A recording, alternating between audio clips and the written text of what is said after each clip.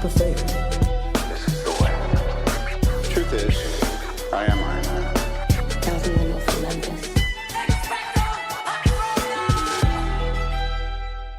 Hello, everyone, and welcome back to Film Optix, brought to you by the Drive-In Podcast Network, where we discuss film, TV, and everything pop culture related. I am your host, Christian, and I'm joined by one of my good friends and my co-hosts, Devon. How you doing today, man? Happy Saturday. It's a good Saturday. It is a nice Saturday. Got to sleep in, just hanging out. Dude, sounds saw like some movies these past couple days. Oh, what did you see again? So Army of the Dead was Thursday. That was a good time. Just solid, cool zombies there. He knows how to make zombie movies. I'll give him that. Dawn of the Dead and this, he's got that down. And then yesterday I saw Spiral, which is one of the weirdest movies I've ever seen. I don't know if I can even begin to even just start watching that, like the Saw movies or just Spiral in general. It's Chris Rock. Chris Rock. Sorry, God, I was thinking of The Rock. Excuse me. I don't know why. My head's all over the place today. But yeah, for some reason, I'm just not interested in it. I can go an entire lifetime and be okay with not watching it. If it's on TV or something, or if one of my friends wants to watch it for a movie night in, yeah, I'll watch it. But I wouldn't go out of my way to watch it. But that's pretty good. Have you seen the original Saw? I can't say that I've seen a Saw movie all the way through, because when they were big, that's when my peak scaredy catness came out. So it's I've seen bits and parts. And actually, it's a funny story. When I was hanging out with when I was a kid, hanging out with my friends who are identical twins, his dad took us to the movies. One day, it was a movie day. We saw 2 films. So one of them was supposed to be one of the Saw movies. And during the previews, when the trailers were running, Devin already knows this. For people at home, for whatever reason, horror movies like that, I'm just not a fan of at all. It gave me the biggest anxiety. I dashed out of there in the middle of the previews, because usually during the previews they kind of tailor to what the movie is. And I ran next door. I think it was Are We There Yet? Classic. Or it was something of the sort. I'm not entirely sure if that was the movie, but it I literally was so freaking scared. I ran out of the theater and was down the hall, and my dad's friend was freaking out because he thought he lost me. And I came out, I was there's a movie starting exact same time this is. And he kind of got pissed at me. Good times. I was hey man, I didn't sign up for a heart attack, shit my pants or whatever, but it was terrible. But I'm glad you had a great weekend. I actually haven't watched anything new yet. I'm planning on watching Those Who Wish Me Dead. Probably today at some point. I'm going to try to see Army of the Dead. It's an hour away from where I live. And I'm do I want to see it that bad? If it was 30 minutes, yeah, I would drive 30 minutes to go see it. But it's an hour away from me. And I got to see it at my old Movie Pass theater. It was good reminiscing. Bring back any memories. Do you remember when Movie Pass cut off Avengers Infinity War right before it dropped? You couldn't use your Movie Pass on Avengers Infinity War, and you couldn't rewatch movies. And they stealth dropped it. They didn't tell anyone, and people were livid because they're oh my gosh, I have this Movie Pass, I can go watch Avengers Infinity War. I was wow, I have to pay for this. But yeah, man, like I said, I'm glad you had a great time. Definitely got to check out some movies myself. And last night at AMC I got this. It's very nice. Oh, not a great movie, but did you get it for free? This bad boy was $3. $3? I'll take it. It looks cool as hell. All right. For all you audio listeners out there, Devin is holding up a gold tinned Wonder Woman 1984 popcorn. I think all AMCs are selling them like for $3. I mean, just I'll for that buy it for popcorn, $3. You know just what? because they have so many, because they were expecting people to go in. Is that's your AMC? Yeah. You know what? Maybe I will go see Those Who Wish Me Dead in the theaters today. See if they have any extra goodies laying around. Because I think I bought both Star Wars: The Rise of Skywalker. Probably the biggest mistake. I got that one too. I think. And we both got the Endgame one. Yeah, I actually ended up throwing that. Well, actually, my parents threw that one out because when I was moving stuff, sent some stuff back home to my parents, and they're like, "Oh, we just like threw those away." I was like, "Oh, thanks." It's not like I was going to use those for popcorn or anything. But yes, so enough reminiscing here. Sorry about that, everyone. So again, this is the Film Optics podcast brought to you by the Drive-In Podcast Network. Before we begin today's topics and reviews, you can listen to this podcast on platforms around the internet, and make sure to follow us on Instagram and Twitter at Film Optics. That is Optics with an X for all of our latest announcements. Man, I kind of get tired. Like, oh, Film Optics, Optics with an X. I got to figure out a better way to say it because we can't change our name again. Yeah. If we do, we're starting an entirely new podcast and doing the exact same thing. But I think Film Optics is good enough for now. So yeah, we have a few main topics to get through before we get into our main event, which is the Woman in the Window review that is now streaming on Netflix. This will be dropping on Monday, so it'll give people a little bit of time to kind of watch it over the weekend and whatnot. And and we can actually talk about spoilers at least for once, at least for now, because it's just been a little weird transitional period where trying to figure out what to do, what the topics can be for each week until Loki comes about. So I feel like once that comes through, we'll be back on track. If there's like another movie we want to do, we'll definitely drop another pod throughout the week. But yeah, coming up in June, our podcast will be releasing on Wednesdays because we got to flow with the times. So let's just get straight into our main topics here. We have a few trailers that dropped from this past week, since I guess speaking in past tense, dropping this week from this past week.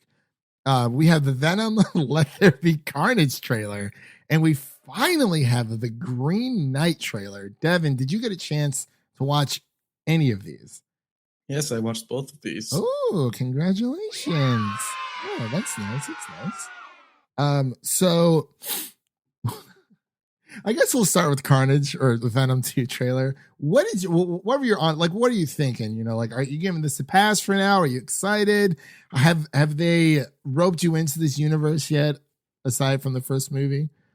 I mean, I actually am excited, mainly because of Andy Serkis directing this one, because he is a god among men.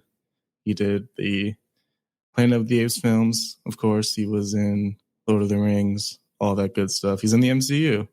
So now he gets to direct. So I'm looking forward to that. The trailer did look pretty cool. There's some weird stuff with. Did you see that Twitter hashtag with No, okay. I did not click on that Twitter hashtag. Symbiote and Eddie Brock fan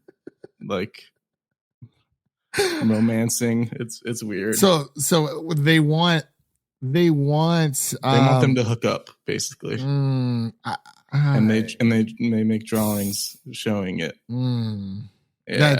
That's no. But so I'm good, because I remember, I think Task had tweeted it out, and he said, "For the love of God, do not click on this hashtag." And I was like, I'm good. But other than that, I mean, Tom Hardy's going to bring it. He's going to carry. He's going to put it on his back, but now he gets Woody Harrelson to give him some help. It feels like.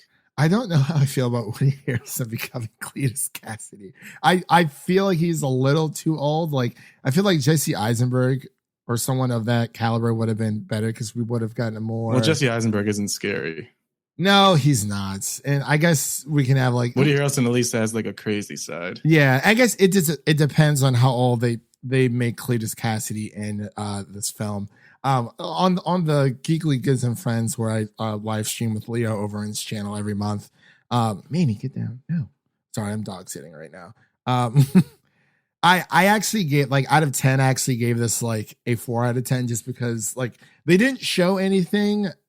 And I don't know if that's like a good or bad thing, just because it is more of like it's a good thing they didn't show a lot, but it's a bad thing at the same time because I'm not really heavily invested into this world yet. I mean, of course, we're definitely going to go see it like 100%, compare it to the first movie, which we did like a while back. And I mean, it seems like more of the same. Like we'll see how it is. I don't know. Is this in the MCU or not? You know what I mean? Like in association with Marvel. Because like they have like the Daily Bugle, which we have J.K. Simmons playing as J. Jonah Jameson, but he's also canon now as of Far From Home. So it's like, are they just trying to merge these worlds together, or it's too much? But regardless of my feelings of it right now, because I did not like the first Venom movie like at all. I'm definitely going to go check it out and, see how it is, see how it stacks up. But as of right now, everyone should be watching Upgrade because it is the superior of Venom 1. Very much so. Yeah, same concept, but executed a lot in a better way. And actually, I was actually looking at Blu-ray.com really quick. Umbrella Academy season 1 is coming to Blu-ray, Devin. Interesting. Looks like Netflix hasn't forgotten about us physical lovers. But let's move on here. We have the Green Knight trailer. This is one I was very, very excited for. I believe this is supposed to debut at South by Southwest a while ago, like I think last year, I believe. So what are your thoughts? Because like you already know I'm there. Like the Arthurian legend, like this is like a 10 out of 10 for me, like 100%. But what about you? Yeah, I'm excited. It just looks like a very well-made, well thought out movie. I don't know how else to explain it. Yeah, I know what you mean. It's crazy, but it's interesting because I mean, like obviously the Green Knight isn't one of like the Green Knight is like the big scary monster thing. So I'm really interested to see how like I'm there. Like this has to be seen in the theater 100%. Doesn't mean that I won't try to get my hands on a screener. I doubt it. But A24 is bringing it yet again. Like they're just absolutely killing it 100%. So let's move on here really quick. We have like 2 more quick fire news things to go through. I wanted to cover Cruella screeners started rolling out, and it seems like there's a lot of good responses here. This actually comes from Discussing Film really quick. They said Cruella is one of the most is one of Disney's strongest live action remakes that gives an updated origin story for the new age while showcasing breathtaking fashion. Emma Stone is wildly entertaining in the titular role, and she fully commits to the villain persona in a fearless and bold performance. So, looking pretty I mean, I was always excited for it because I love me some Emma Stone. But what about you, Devin? How does this sound to you? Will you be checking it out? It doesn't like excite me because I don't know. It's just Cruella de Vil, kind of cool, but we really need that. Well, Devin. I mean, I'll watch it, but I'm not like I don't like have to watch it now. Yeah, I got you. So like, would you see this in theaters? Would you use like your AMC pass? Well, it's a lot cheaper than $30. So. Actually, yes, that is very, very true. And you got, arguably get a better experience out of it. So yeah. And so moving on here really quick again, we have also another quick response, or this is actually more of like a Rotten Tomato census of what's going on with Army of the Dead. Right now, the tomato meter for critics is sitting at 73%, and the audience score, because it did drop this past weekend, is sitting at 84% so far. So it is tomato verified. So, I mean, it's cool. I'm very excited. Zack Snyder gets to work with original IP again. He doesn't have to worry about all the weird fanboys. Yeah, we'll be discussing it next week on the podcast. give people time to kind of watch it and whatnot. Just depending on our schedule. But Devin's already seen it, so I just have to see it. So it's just like, am I 9 times? I think I'm just gonna watch this at home. I can't even. I don't know if I should do that for like an hour drive for a Zack Snyder film. I don't know. If it was like the next Endgame, like you bet your sweet cookies I'm going to be there. But not for this. Maybe I might be able to get my hands on a screener. It just depends. But yeah, that pretty much covers the quick fire news. So let's get into the bigger stuff here before we get into our woman in the window review. We have Knives Out 2 casting. Like, oh my God. This is just so stacked. Throughout this entire past week, it has been insane. We have Catherine Hahn. We have Dave Bautista. We have Janelle Monáe. We have Edward Norton. Ed Norton in the house. And of Agatha course, all along. Did you see for Agatha all along? It was almost not Cardi B. They almost had like a Cardi B remix. Well, not the Cardi B remix. Instead of it saying Agatha all along, it was supposed to be it was like Agatha of course or something like that. And they gotta changed. get that alliteration. Yeah.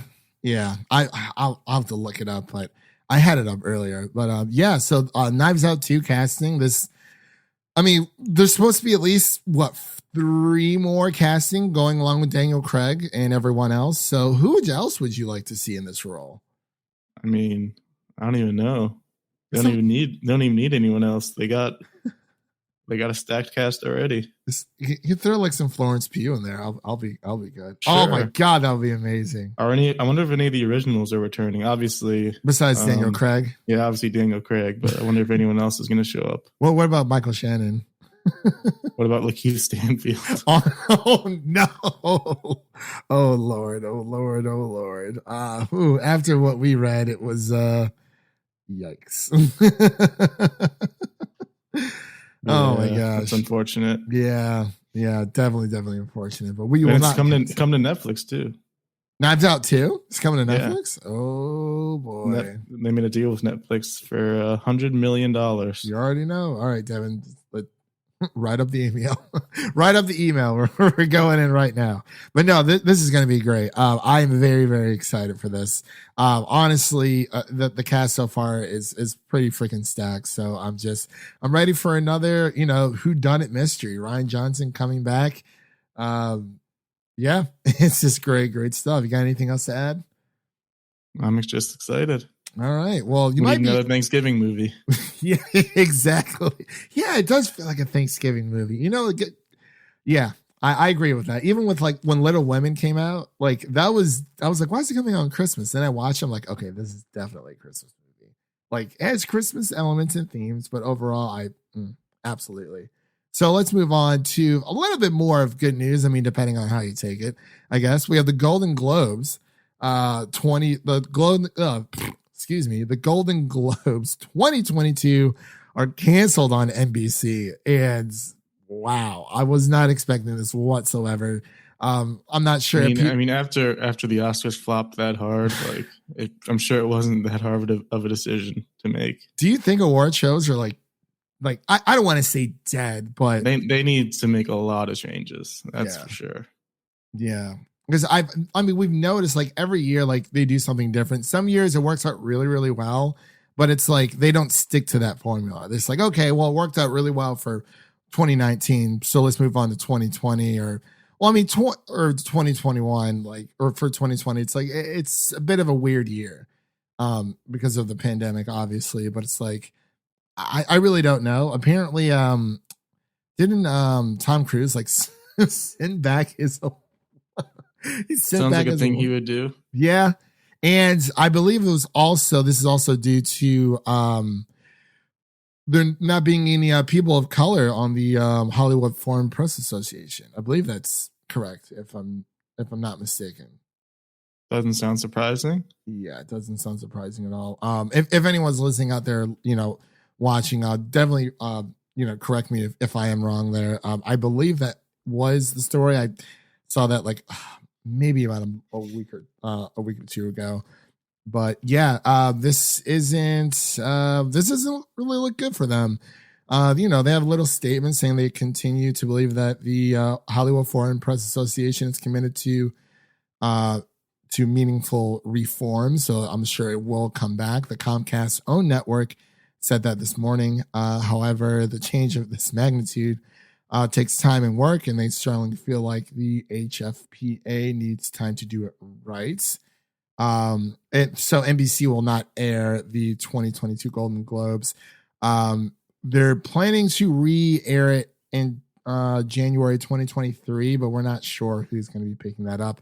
But I think Devin had mentioned either last podcast or the podcast before that they should just throw this on like Disney Plus or like a streaming service. That way everyone can just, hey, like, I don't know how to watch the Golden Globes. That's one of the biggest issues. Like, even if you want to watch it, you have to have cable. Yeah. Which is, I mean, for some people, I understand why people have cable, but other than it's just not. I mean, I cut the cord like ages ago, so it's like it is what it is there. But I can totally understand. Like they need to adapt, I guess, is what I'm really trying to say. But let's move on to our next bit of news here. We have the Killers of the Flower Moon first look. I didn't realize I can hardly recognize. He was very, very recognizable. People are like, "Oh my gosh, you look so different." Leonardo DiCaprio. I was like, "What? No, Pamela James." Lily James is Pamela Anderson. Yeah, Pamela Anderson. Yeah, that is unrecognizable, dude. I can't stop looking. Dude, Sebastian Stan. He's those nip rings. Well, the first image that they showed of Lily James, it did not look like her whatsoever. Now that there's other images out there, I'm like, okay, I could definitely see that it is her, but I think it was just that angle and maybe just like the way that everything, like the way she is positioned, it did not look like her like at all. Yeah. It's like, okay, now like I could definitely see the makeup and whatnot, but like it still looks really great, like great stuff. But what do you think of the Killers of the Flower Moon? This is being picked up by Apple TV Plus, which you so graciously showed me the streaming most subscribed streaming services, an updated version.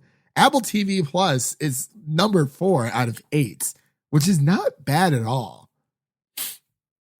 But yeah, I was surprised that and Peacock were like right in the middle. Honestly, even with Prime Video, like everyone has it just because they have Prime, so it makes sense. Yeah, because they have Amazon. Yeah, that's true. My boy HBO Max is down at the bottom, but that's okay. Paramount Plus, I'm not too. Well, actually, I thought Peacock. I didn't think Peacock would come in as number 5. Yeah, that's the surprising one for me. Yeah. But anyway, so for Killers of the Flower Moon, what are your first impressions of what? I mean, it's just a picture, so I don't really have anything to say. I mean, it's Leo, so we're gonna watch it. Oh yeah. Are you gonna watch the American version of what was it with Matt Mickelson? They're doing Another Round, I think it is. Yeah, I actually watched the original one. Oh, did you really? Before the Oscars. It was pretty good. It didn't blow me away, but what language are they speaking? Swedish, maybe. I don't know, but I could definitely see Leo in that role. Yeah, it's just kind of weird to do it so soon. I don't know. It's like as soon as it had its like debut at the Oscars, they're like, oh, by the way, an American version of Another Round is coming out, and it's going to star Leonardo DiCaprio. It is an interesting story. Yeah. I want to watch the original first before I watch the American. I guess the English. It's on Hulu. It is on. Oh, it is on Hulu. Okay. See, that's why I like Hulu's got some good Oscar nominees on there. Hulu honestly is. I think Hulu is very underrated. Like they provide so much. You get all the TV. Like literally all. And then movies are just a bonus. Yeah, like I feel like TV is definitely more of their space. And even if you're like an anime fan out there, there's a ton of anime stuff on there as well. But yeah, Killers of the Flower Moon looks pretty interesting. I believe it was also Robert De Niro's attached to the project as well. I guess he had a bit of a injury there with his quadricep muscle injury, but apparently that will not impact the production of the movie. So that's always good. You know, gotta see Robert De Niro back in action. I mean, it's Martin Scorsese, so I wouldn't expect it any other way. So let's move on here to this one. Actually, you found earlier this week. You want to take this one? Yeah, FXX. Speaking of Hulu, FXX is ordering an animated comedy series titled Little Demon. Danny and Lucy DeVito and Aubrey Plaza are set to star. Dan Harmon executive producing. That's a good group of names there. I'm down for anything, and like I'm down for new content that isn't like, I guess, you know, based off of something else, like based off of like a book, or, you know, like, I mean, you know, we love like our superhero movies and our indie films and whatnot, but yeah, I'm just looking for something different. This seems to be very interesting. Looks like it's a hilarious animated horror comedy that will it will host other great talents, is apparently. So that's very, I don't know, that this synopsis is very interesting. Well, where yeah, I was trying to find that. Where is that at? 13 years after being impregnated by the devil, Danny DeVito, a reluctant mother, Aubrey Plaza, and her Antichrist daughter, Lucy DeVito, attempt to live an ordinary life in Delaware, but are constantly thwarted by monstrous forces, including Satan, who yearns for custody of his daughter's soul. Sounds insane. That actually sounds pretty awesome. I'm on board. Like anything pretty much animated for the most part, I'm definitely going to be on board. And it's an animated comedy series, and you know it's going to be for us adults out there. So definitely on board for that one. So I just think that one deserves a. Yeah, there we go. We haven't used the crowd in a while. We guess we can boo the Oscars and Golden Globes. They deserve it. There you go. Yeah. Get your boos in there. Blah, blah, blah. Yeah. Fuck you, Oscars. No. Yeah. So moving on here, we have Marvel Studios has released a release window for the Disney Plus series What If. So this is going to be more of CGI animated coming up, and I'm actually very excited for this one. It definitely puts like a nice little spin on the MCU. Kind of gives them the ability to tell different stories that aren't necessarily canon and still have a good time with it. Just go balls to the wall. So I think that one deserves a. But yeah, any thoughts about this, Devin? It's nice that we have a month now, August, right? Yeah. Right, shortly after Loki. Yeah. A little shortly after Loki. I don't know if anything's planned for July, but yeah, very, very excited. You know, we get to see some Captain Britain with Peggy Carter. So that'll be really, really cool. So get to see T'Challa in action. Yeah. Star-Lord. Yeah, for Star-Lord. So do we know how many episodes this is? Oh, 10 episodes. It says the 10 episodes, first season expected to debut. And okay, so the first season will ask, what if Peggy Carter got powers from the super soldier serum? Steve Rogers remains his scrawny self. So that's okay. And then, you know, for the Iron Man, what if the suit of armor was designed after like Howard Stark and whatnot. So it looks like there's going to be multiple seasons, which I think they can definitely run this for a while. I would say maybe about like a good, I mean, just depending, honestly, this could like run for a while because, you know, the more canon, you know, things they bring to the universe, they can literally just do whatever they want. Like, anything. Yeah. That is actually just got to animate it. Yeah. And honestly, even with all like, you know, the Marvel actors, they're still getting paid the big bucks because I'm pretty sure they're using their voices as well. And not only that, but like their likeness.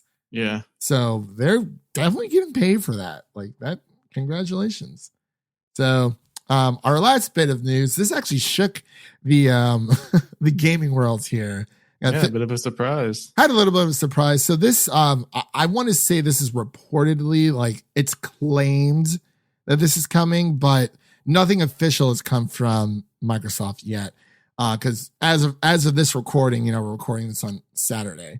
So as of right now, I added this in last minute and people are talking about it like nonstop. So it looks like Bethesda's new exclusive Starfield, which they've been working on for a while, will be a exclusive to Xbox and PC. It is claimed. So we're going to say it's reportedly exclusive to Xbox and PC. This is according to the GamesBeat journalist Jeff Grubb, who wrote on Friday, Starfield is exclusive to Xbox and PC, period. This is me confirming that.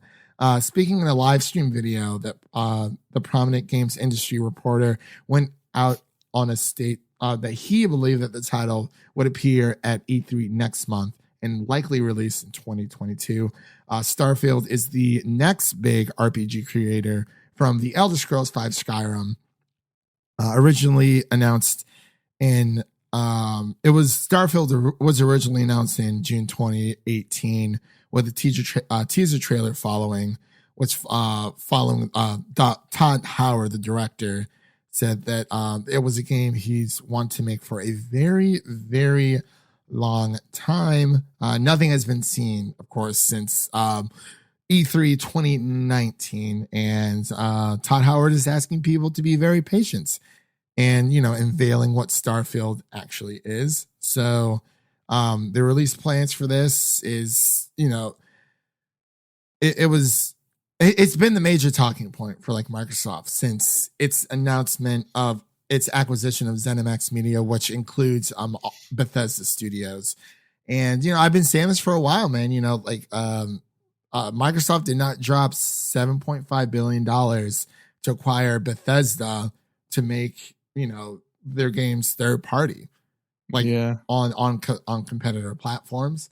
And, a lot of people have been talking about exclusives and whatnot, regardless of how I feel. I'm not super crazy about them, but it is more of, it is what it is.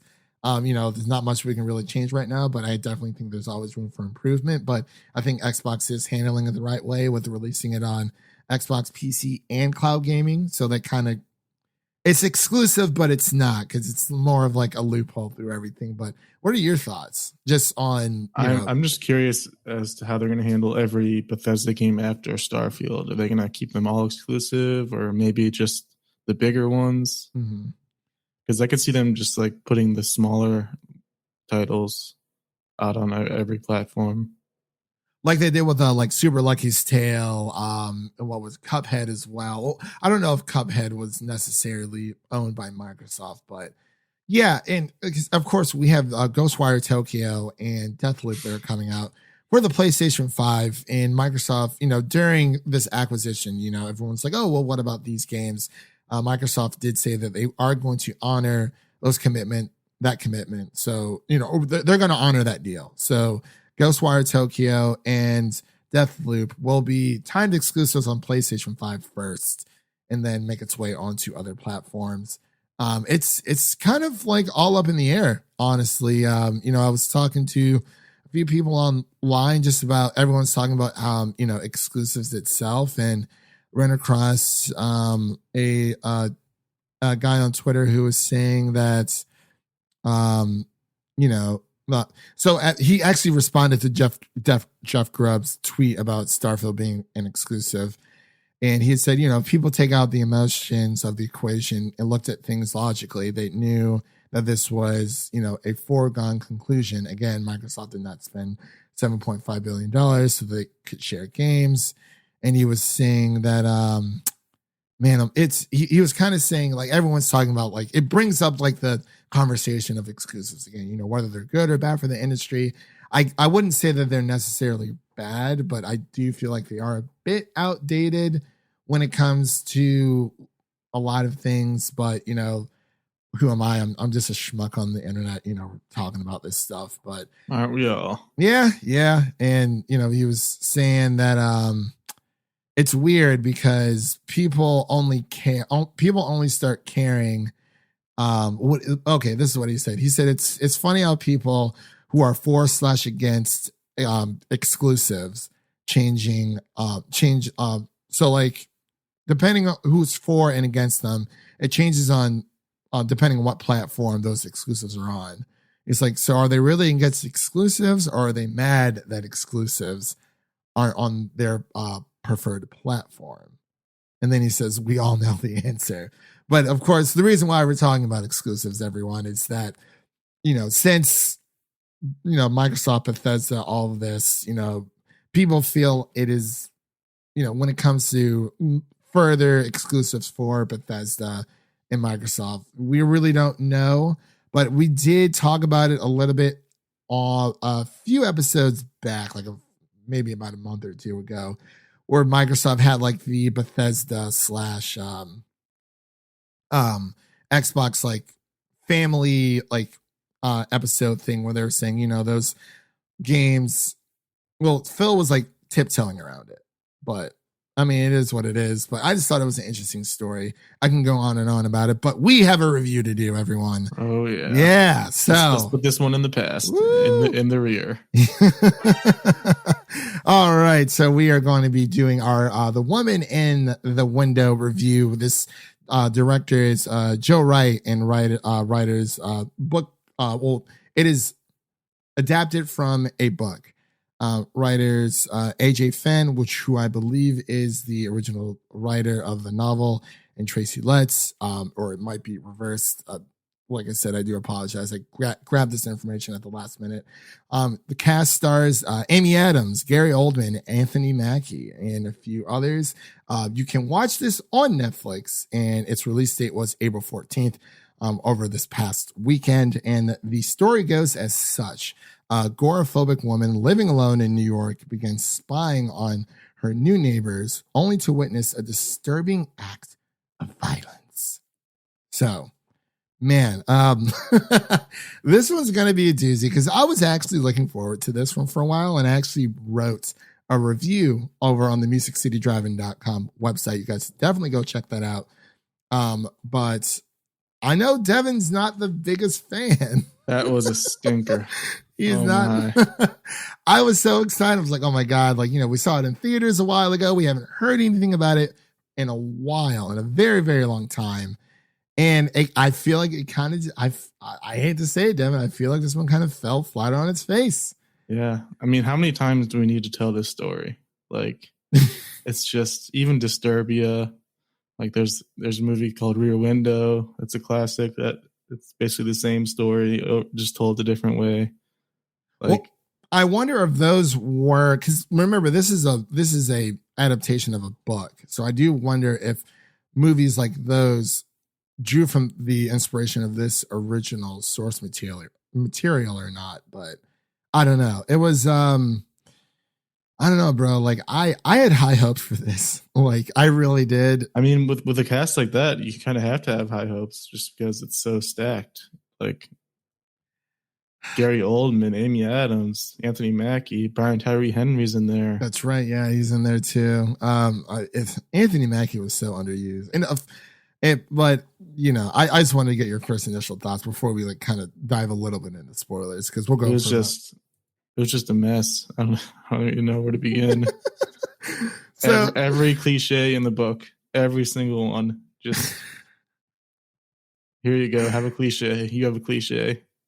I honestly feel like this movie would have done better as a limited series, and it's Amy Adams is like the North Star in this. She's the only thing keeping it from being the worst movie of the year, possibly. Worst movie of the year. Okay, Devin, I gotta let you know, I saw Earwig and the Witch earlier this year, and I think that is the worst. No, worst I've seen. Oh, wait. Oh, so you didn't see Thunder Force? No. You're a lucky man. I imagine. Man, oh man. God, that movie was so bad. Tom and Jerry was bearable, but Thunder Force. Tom and Jerry was also bad.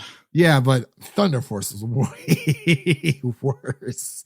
But getting back to the topic at hand here. Yeah, I thought the plot was really intriguing, and of course it starts star Amy Adams, who is long overdue for her Oscar win. I mean, it starts off interesting enough, yeah. But then as things keep happening and the story unfolds, it just Just another one bites the dust. Yeah, I guess I could say this film was like good, not great, and it draws you in with that like stacked cast. But then they just get wasted entirely. Yeah, I mean, the premise is really interesting. It has like that weird, spooky, eerie atmosphere, and I mean, to say like I do feel like, and I said this in my written review, like I feel like it does it does a decent job of subverting your expectations, like to a point, but I feel like it was missing like that suspenseful vibe that like the trailer gave off, and like a few jump scares here or there, but pretty bad jump scares too. But I feel like this film definitely caters more to the casual audience. I mean, it belongs on Lifetime. That's the way I see it. Lifetime. This is a Lifetime oh my movie. god! I do not get Lifetime. It's that level. Listen, Amy Adams is way too good for Lifetime. It's true, but the story they gave her is Lifetime quality. I was so excited for this. Like, I mean, obviously, it's, we could talk about Amy. Like, it's just when is she gonna get her Oscar? And it's so won't be for this. Yeah, I don't know, man. It's just, I mean, like, it sucks. Is like the supporting cast wasn't all that memorable. Like Gary Oldman and Anthony Mackie, like they seem very one note. But like we said, Anthony Mackie is barely in this film, like at all. And we'll get. We could have had a Cap versus Cap showdown. Yeah, because John Walker is also in this movie. That's right. Russell. Yes, he is. I was very surprised to see him. Actually, very, very surprised. He got the beard back in this one. Yeah, but his performance it was adequate for sure. And like Brian Tyree Henry, like I think he did a good job, but like he didn't really do much. Like he was the cop, like the detective. And who just kept showing up randomly. Yeah, and it's like with Amy Adams, she's drinking on the job. Well, not drinking on the job. Well, she's drinking while taking her medication, which clearly is like a not very good sign. Did you expect the twist at the end, or not the end, like midway-esque through the movie? Their attempt of a twist. I mean, it's just like every twist they attempted was just the most cliche. Like, oh, they're all made up in her mind. Oh, she's talking to dead people. Oh, the mentally disabled kid from across the street is the mastermind behind it all. Yeah. Well, her creepy basement roommate is weird and creepy. Just down the line, every single trope you can think of. Yeah, it was. I really wish this limited series give me one good season, like they did with Caitlin Dever and what was it, Unbelievable. Like that roped me in. Give me Queen's Gambit level stuff. Not okay. I just want to say this. Like we need to move away from turning books into movies. We need to move away from that 100% because it doesn't, unless it is like an actual trilogy. Well, that's impossible. But it's, I mean, like, think about we've had Game of Thrones, his Dark Materials. I'm trying to think of some. Shadow and Bone is on Netflix right now, and it does a fantastic job of working better in the TV space. The Witcher, even. Like, I mean, the original source material is from the books. The game was adapted from the books, and now we have the TV show that's been adapted from the books. They work so much better in the TV space. It's just been a while since, I mean, obviously, like, it's like with comic books, it's different, but because you can do either or, but something like this, or especially if this is like a one-off, make a limited series out of it. Go into the depths of these characters, make it more believable. Show me more Anthony Mackie. Don't have Gary Oldman be this just one note kind of, oh, you're crazy, man. Like, yeah, I'm an abuser. I'm abusing you and you're crazy. Like, that's not Jane. This is Jane. And all this other, like, absolutely. Yeah, no, make it a limited series. It works so much better. Even with like Harry Potter, I can't say that it's different because, like, I mean, they did make multiple movies, especially for the last book because it was so long, but you can arguably say that the fourth book should have had a part 1, part 2, but I mean, even that has like a reported like HBO Max series in the work. I'm like, great. I want to see that story in a different format. Give me a TV format. I don't want to see this story ever again in any format. So you don't want to read the book? No. What about the audio book on Audible?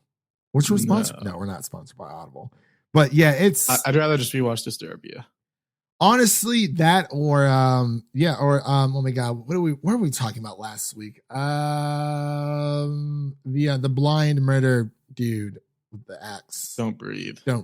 Yeah. This is more of a psychological thriller. I mean, but the father, but they make it very obvious what's happening. So like as soon as she's talking to Anthony Mackie, I'm like, oh, he's dead. He's not alive. Like that's not an alive person. for maybe like the first 10 minutes, I'm like, maybe he is separated. And then I was like, okay, he is probably dead. Like probably, yeah. And it's like, yeah, okay, it's like the more you think about it, it's like, oh, okay, you know, like she's like, oh, like we're away, separated. I'm like, okay, maybe she's just that crazy, whatever. I'm like, wait, that doesn't make any sense. I'm like, he's probably dead. I'm like, oh. And then that fight on the roof was just that was really like, okay, what in the rain with a garden hook. Dude, I was like, yo, no. I mean, Invisible Man was so much better. It's just they ended the movie with an action sequence. What is this? Yeah, what are you doing? I don't know. It was more of an action fight sequence on the roof, like in a psychological thriller. Ooh, I like that humming. Yeah, I just kicked my desk out of anger. Yeah, it was just so I'm trying because they, you know, during I think it was the beginning, it's like, oh, you better get that, you know, that roof fixed. And it's like, okay, that's something. Yeah, they point out every little thing that's gonna come up later. There's no foreshadowing. They tell you what's happening. They're just overshadowing. They're not foreshadowing. They're just shadowing. Yeah. So like, yeah, I'm so disappointed. I mean, I feel like it was good, not great. Like if I want to be more on the nicer side, it definitely That's too nice. It definitely leaves. You're calling this good? It was a good movie. I'll give it like a C-. Okay, a C-. Okay, D+. Now, upon thinking about it and upon this conversation that we're having, it's just so much wrong. I mean, it's just, yeah, it is what I mean. This movie was picked up by Netflix. You know, it was supposed to come out in theaters. I feel like it being in theaters. This is a classic example of like they had to do reshoots because they were showing people the movie and they hated it. Did they have to, or you just? Yeah. Oh, they did. Yeah, that's why it took so long to come out, because they did test audiences and they just hated it. So they did reshoots and didn't make it much better. Well, thank you for that bit of trivia, because I did not know that whatsoever.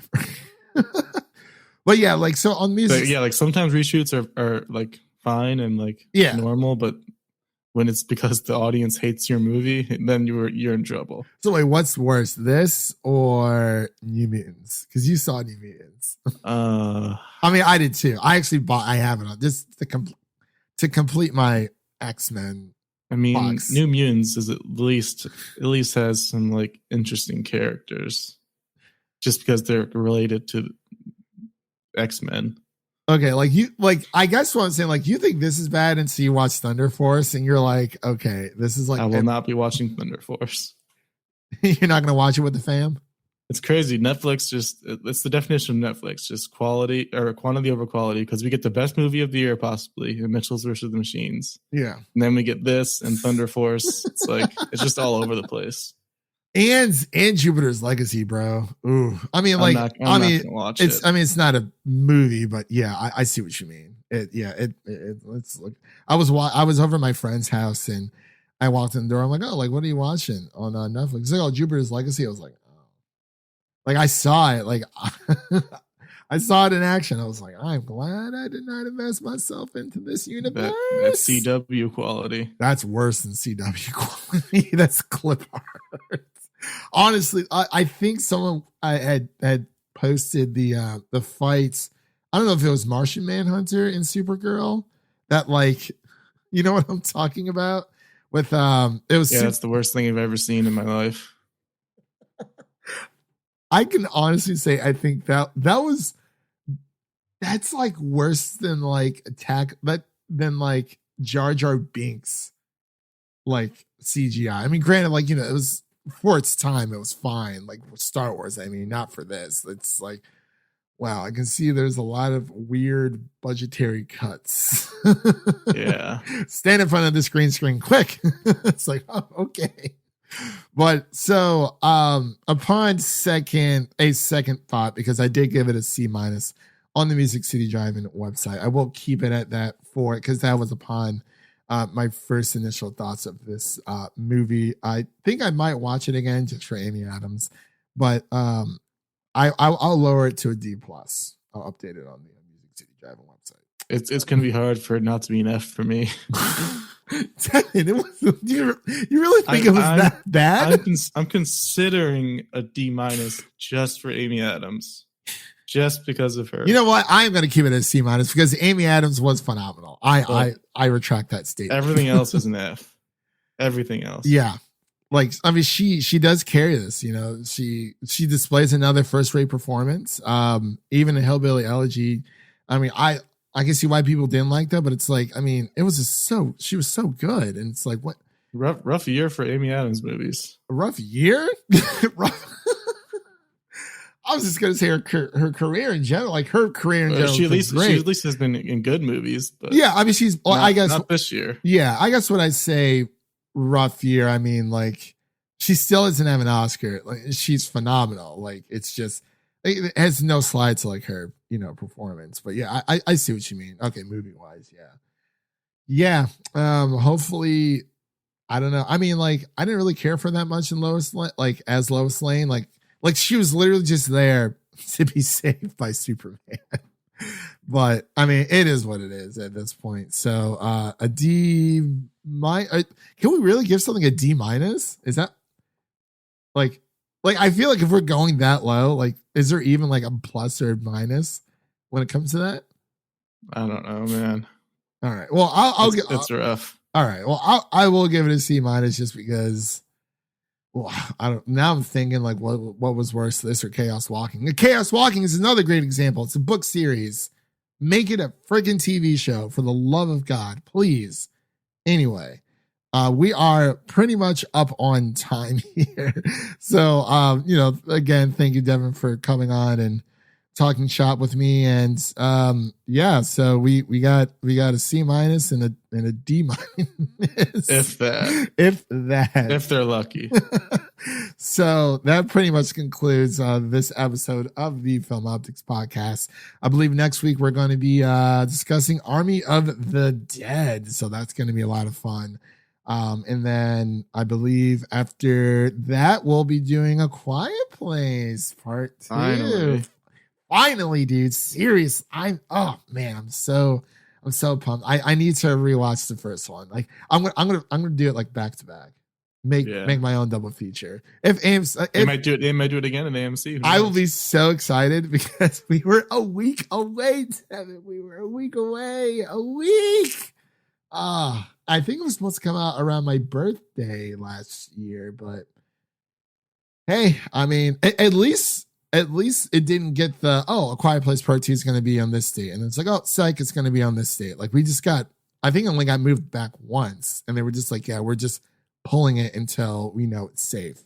So it's been done. It's been untouched. Same thing with Black Widow. That has been untouched for an entire year, which is great. There hasn't been any more tampering with that project. So yeah, next week, Army of the Dead. The week following after Quiet Place Part 2, I'll probably do a Cruella review on the Music City Drive-In website. Make sure to check them out. We have news, reviews, discussions, TV, movie, Oscar talks, award season, sports, just pretty much everything under the sun. Definitely go check out musiccitydriving.com.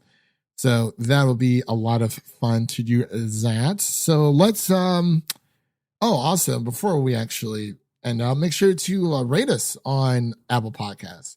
Give us a 5-star rating and review. Let us know what you think of the podcast so far. If you are, for the audio listeners, for our video listener or our video crew out there, our YouTube crew, leave us a comment, and subscribe to the channel if you want to. We're kind of doing this every week. We're new to the YouTube space. So the whole video thing is weird. I much prefer the audio, but hey, you gotta grow the podcast anyway you can. So let's close out here.